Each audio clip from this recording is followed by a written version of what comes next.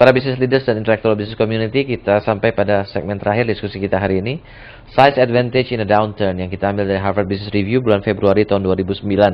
Dan masih partner diskusi kita Pak Nur Kunchoro, former CEO dari Tupperware, perusahaan yang di tahun 97-98 survive, bukan hanya survive tapi excellent di masa perusahaan lain mengalami kesulitan yang sangat berat. Kita ingin mengambil pelajaran yang didapat pada saat itu untuk kita lihat apakah mungkin bisa kita terapkan di tahun 2009 ini. Pak Nur, kalau kita lihat ada satu persamaan di masa-masa sulit itu adalah perusahaan cenderung untuk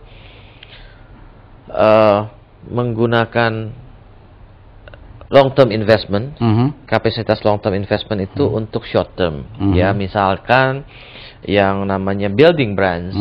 Yang building brands yang taking years, dia tahu itu satu investment yang building brands yang taking years berapa tahun, itu diambil, mungkin diambil sebagian besar ataupun seluruhnya untuk capitalizing brand. Jadi ya benar-benar untuk bagaimana seperti Pak Nur katakan, bagaimana menjual yang bisa dijual aja sekarang. Soal nanti 2 tahun lagi, 3 tahun lagi brand mana yang akan jadi star and cash cow, mungkin disingkirkan dulu pemikiran. Pokoknya sekarang yang mana yang bisa dijual dulu. Or misalnya di dalam people development, banyak company yang cutting investment di dalam developing people, dalam training and developmentnya, dan lebih menggunakan uangnya untuk memberikan insentif untuk performance gitu ya. Jadi rather than building, mereka capitalizing gitu ya. While itu pasti sesuatu hal yang advisable ya, maksudnya advisable dan memang itu wajar, karena masa sekarang masa sulit ya, mau nggak mau tabungan jangka panjang kita harus kita makan juga sekarang gitu ya. Tetapi do you have the guidance sampai di mana sih harusnya kita boleh cut the long term investment, sampai di mana sih yang kita apa yang long term investment yang harus nggak boleh di-cut? Karena kalau itu di-cut berarti you cut your own future gitu. Apa Pak? Yes, ada guidance ya? Pak Bayu, to answer that question saya harus kasih tahu dulu bahwa di tahun 98 itu justru that was the first time kita bisa generate profit dan langsung besar, sehingga loss selama 7 tahun itu bisa ditutup oleh profit selama 1,5 tahun saja. Kenapa ini saya sebut? Karena itu penting untuk menjawab pertanyaan berikutnya. There must be shifting of priority. Building long-term brand tetap harus dalam agenda kita, tapi during downturn itu porsinya itu banyak dikurangi, dipakai untuk mendorong yang istilah saya tadi high margin, high volume. Human resources. Human resources ini analoginya begini dah. Kalau kita naik pesawat, masuk ke turbulence, itu kan nggak ada pramugari yang serve minuman, serve makanan. We can accept that kan? Yang penting kita keluar dari turbulence dulu. Ya, pramugarinya ikut duduk di tempat masing-masing. What does it mean? It means bahwa udahlah yang nice to have itu dicabut aja dulu.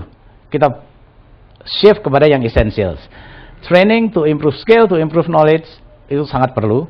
Tapi pada saat downturn itu, budget yang tersedia kita pakai untuk membuat mereka punya rasa aman di dalam bekerja.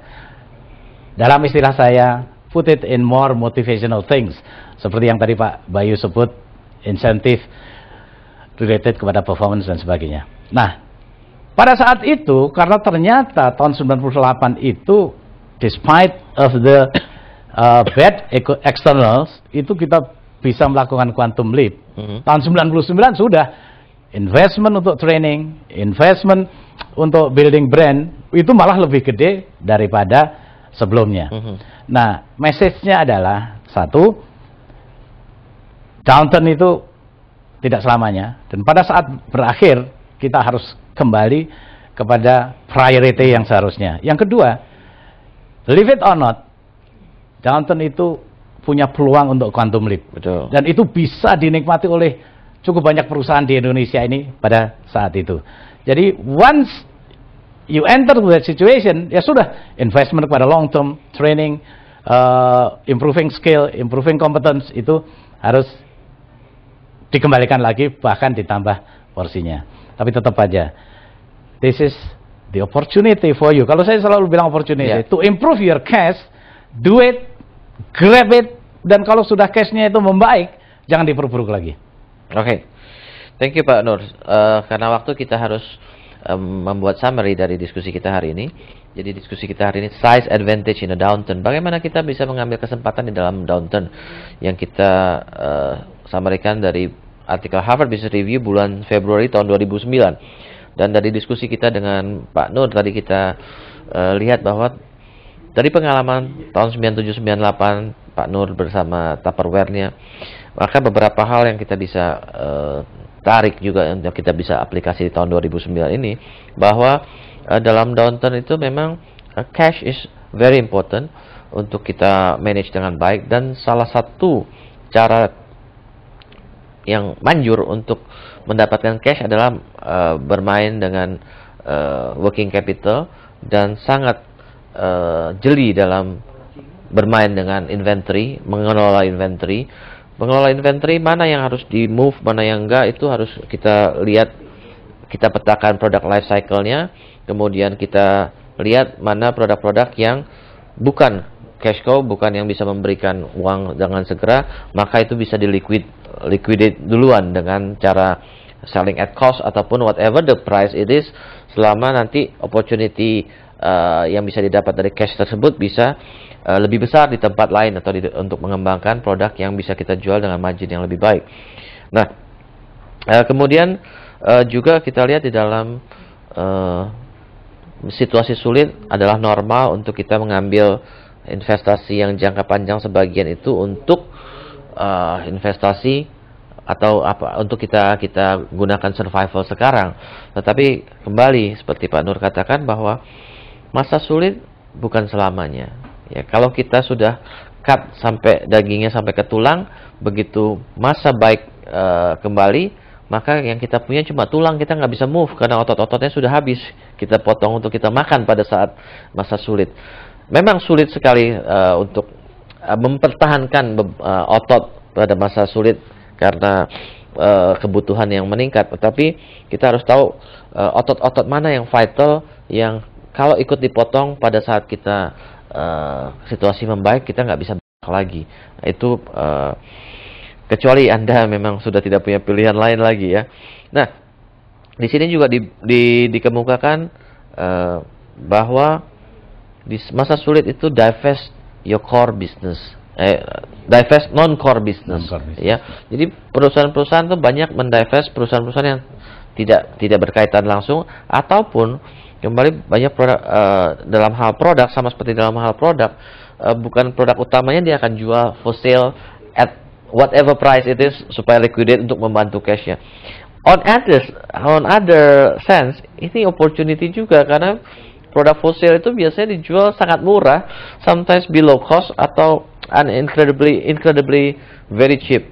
Dan kita tahu di tahun 97-98 banyak orang yang mengambil kesempatan ini, mereka mengkolek produk-produk yang murah, terutama misalnya tanah, gedung gitu ya.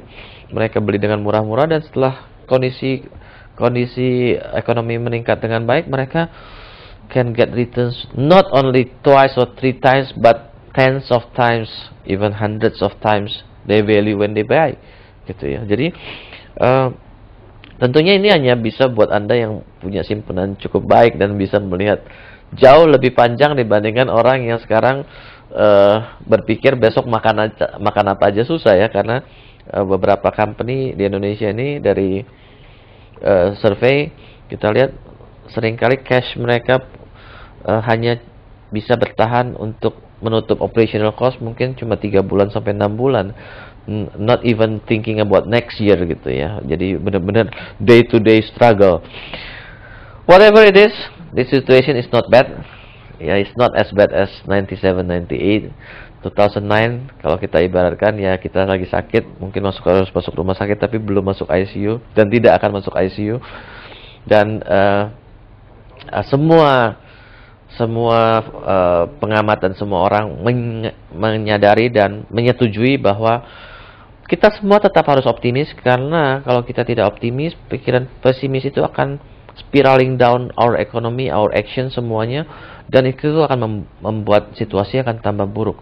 Jadi dengan pikiran yang optimis, kita optimis dan realistis, kita tetap bisa menggerakkan ekonomi ini kembali ke masa baik kembali, karena setelah habis gelap terbitlah terang, itu sudah pasti. Oke, para business leaders dan intellectual business community, kita akan bertemu lagi dalam program CEO Reference berikutnya. Saya Dr. Bayu Prawirahi, Executive Director Intellectual Business Community. Sampai jumpa dalam CEO Reference berikutnya.